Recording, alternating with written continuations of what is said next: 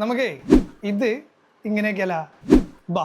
അപ്പോൾ നമ്മുടെ first step എന്ന് പറഞ്ഞു കഴിഞ്ഞാൽ ബേസ് ലെയർ ലൈറ്റ് ബ്ലൂ വെച്ച് അപ്ലൈ ചെയ്യുന്നതാണ്. ഇതിന് നമ്മൾ സാധാരണ ചെയ്യണ പോലെ ഫുള്ള് ഫില്ലർ ലെയർ പോലെ നമ്മൾ ബേസ് ലെയർ അടിക്കുന്നില്ല, പകരം ലൈനായിട്ട്, അതായത് നമ്മളുടെ ഹെയറിൻ്റെ ഫ്ലോൻ്റെ ആ ഡയറക്ഷനിൽ നോക്കിയിട്ട് വേണം നമ്മൾ ലൈൻസ് വരയ്ക്കാനായിട്ട്. ഇനി അടുത്തൊരു സ്റ്റെപ്പ് എന്ന് പറഞ്ഞു കഴിഞ്ഞാൽ നമ്മളുടെ ഡെപ്തിനെ ബേസ് ചെയ്തിട്ട്, അതായത് ഹെയറിൽ എവിടെയൊക്കെ ഷാഡോസ് ഉണ്ട് ആ ഷാഡോ ബേസ് ചെയ്തിട്ട് അത് പക്കയായിട്ട് മാർക്ക് ചെയ്യുക. നമ്മൾ കറക്റ്റായിട്ട് ഷാഡോസ് മാർക്ക് ചെയ്താൽ മാത്രമാണ് നമുക്ക് ഈ ഒരു ഡെപ്ത് നമുക്ക് കറക്റ്റായിട്ട് കൊണ്ടുവരാൻ പറ്റുള്ളൂ.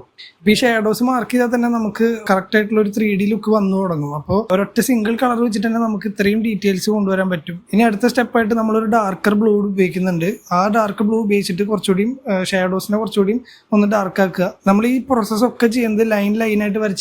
സാധാരണ ചെയ്യണ പോലെ ഫുള്ളായിട്ട് അടിച്ച് ഇടുന്നില്ല, പകരം ലൈനായിട്ട് ഓരോ സ്ട്രോക്ക് ആയിട്ട് വരയ്ക്കുക. അങ്ങനെ ചെയ്യുമ്പോൾ കുറച്ചുകൂടിയും ബെറ്റർ ആണ് ഹെയർ ഒക്കെ പോലത്തെ സാധനങ്ങൾ വരയ്ക്കുമ്പോൾ. ഇനി നമ്മളൊരു വൈറ്റ് പെൻസിൽ ഉപയോഗിച്ചിട്ട് കുറച്ചൊന്ന് ബ്ലെൻഡ് ചെയ്തെടുക്കുന്നുണ്ട്. അപ്പോൾ ഈ ഒരു ഡ്രോയിങ് ചെയ്യാൻ ഞാൻ ആകെ 20 മിനിറ്റ് എടുത്തിട്ടുള്ളൂ. അപ്പോൾ ഈ ഒരു രീതിയിൽ നിങ്ങളൊന്ന് ചെയ്ത് നോക്കി കഴിഞ്ഞാൽ നിങ്ങൾക്കും തീർച്ചയായിട്ടും അത് പെട്ടെന്ന് തന്നെ ചെയ്ത് തീർക്കാൻ പറ്റും. അപ്പോൾ ഇതുപോലത്തെ വീഡിയോസിനായിട്ട് എന്നെ ഫോളോ ചെയ്യുക, എൻ്റെ കൂടെ ഈ ജേണിയിൽ കൂടുക. Okay, by.